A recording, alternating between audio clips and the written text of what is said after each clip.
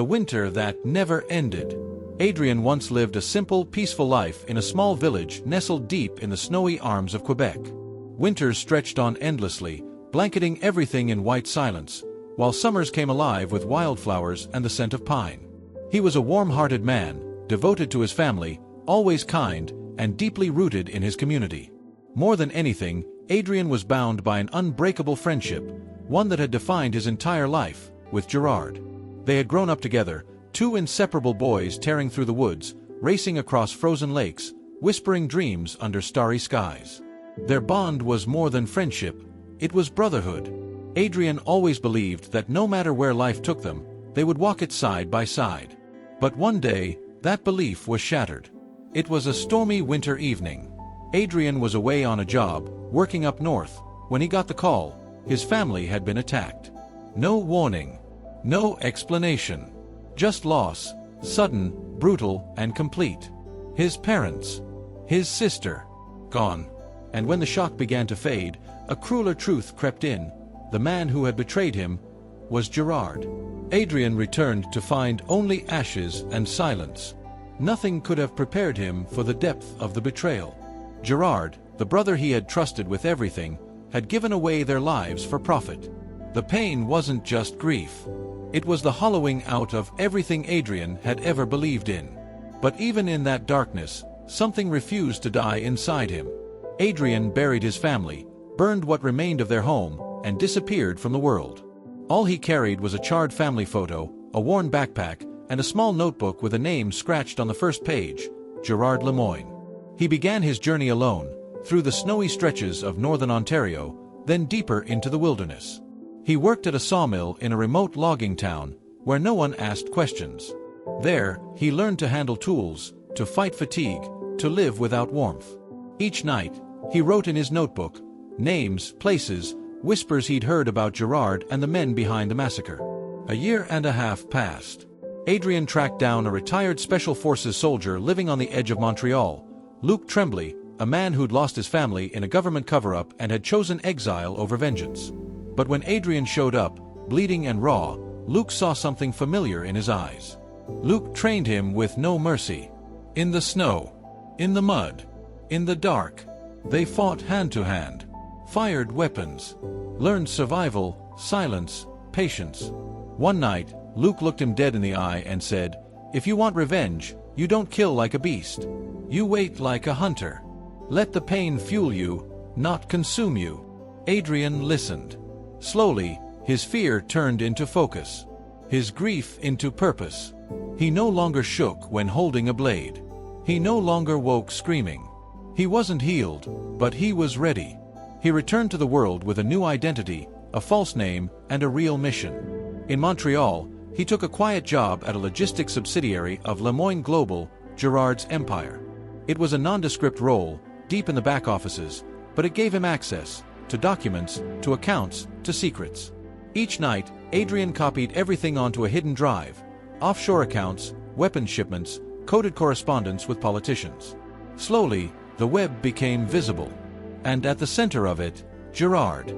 No longer the boy he once knew, but a ruthless man who traded lives like numbers on a screen. Then came the break. One file revealed a major illegal arms shipment scheduled through a private port in Newfoundland. It was the kind of deal that would secure Gerard's grip on the global stage, and the kind of deal that, if exposed, would destroy him. Adrian knew he couldn't do it alone. He contacted Elise Morin, a veteran investigative journalist once silenced for uncovering corruption in the Quebec government.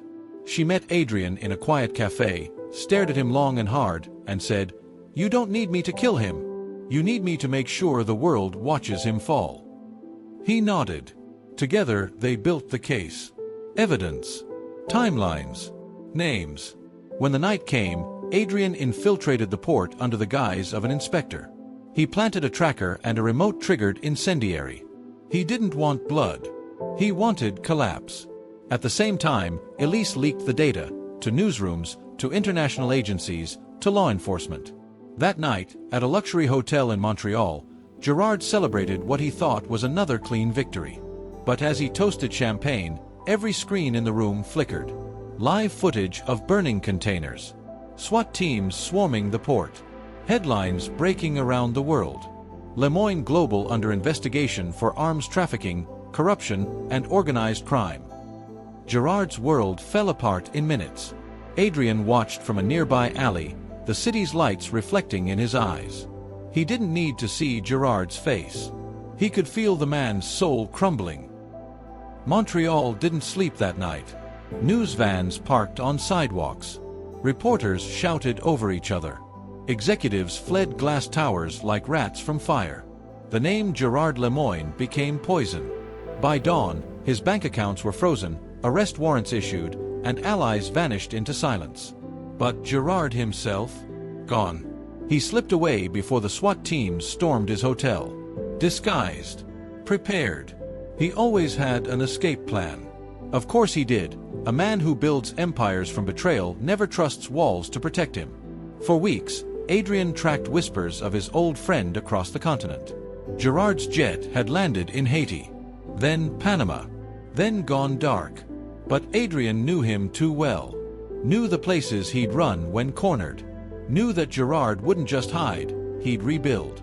And so, Adrian followed him one last time. By now, Adrian wasn't just a man on a mission. He was a ghost. No attachments. No real name. His story was buried under fake passports and false addresses. Only Elise knew who he truly was, and even she hadn't heard from him in days. In a crumbling seaside estate in Cartagena, Colombia, Adrian found Gerard. He was thinner, sunburnt, older. But still him, arrogant, calm, sipping a drink by the ocean like nothing had ever happened. When Gerard saw Adrian step through the iron gate, he didn't run. He just smiled. "Adrian," he said, "took you long enough." There were no guards. No guns. Just the two of them and the sound of waves. Adrian stared at him for a long time. The man who destroyed his family. Who turned friendship into a weapon. Who walked through life as if pain was currency. "You knew I'd come," Adrian said. Gerard nodded. "Of course. You always finish what you start." Silence stretched between them. "I didn't want to kill you," Adrian said quietly. "I wanted the world to see you fall." Gerard's smile flickered. They saw. But they didn't understand. "You think justice changes anything?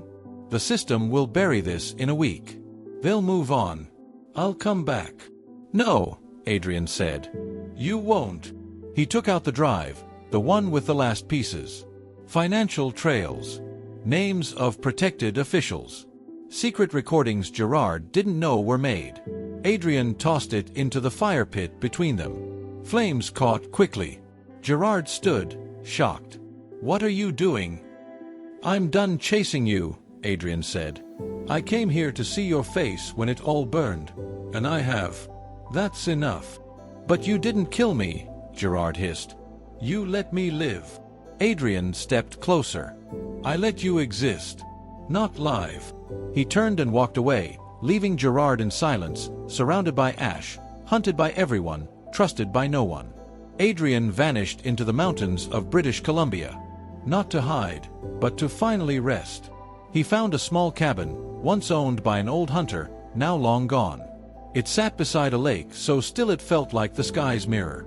There, Adrian chopped wood, brewed coffee, read books left behind by strangers.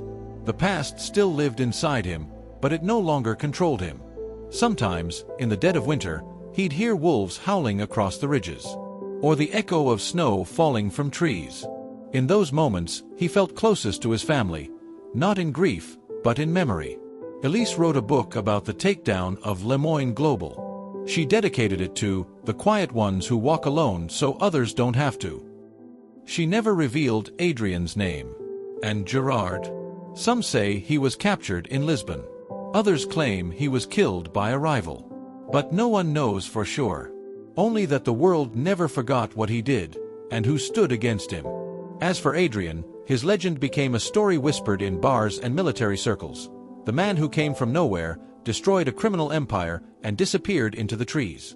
But if you ever find yourself by a cold lake in the mountains, and you see a quiet man chopping firewood with eyes like storm clouds, you'll know. He's still there. Watching. Waiting. At peace.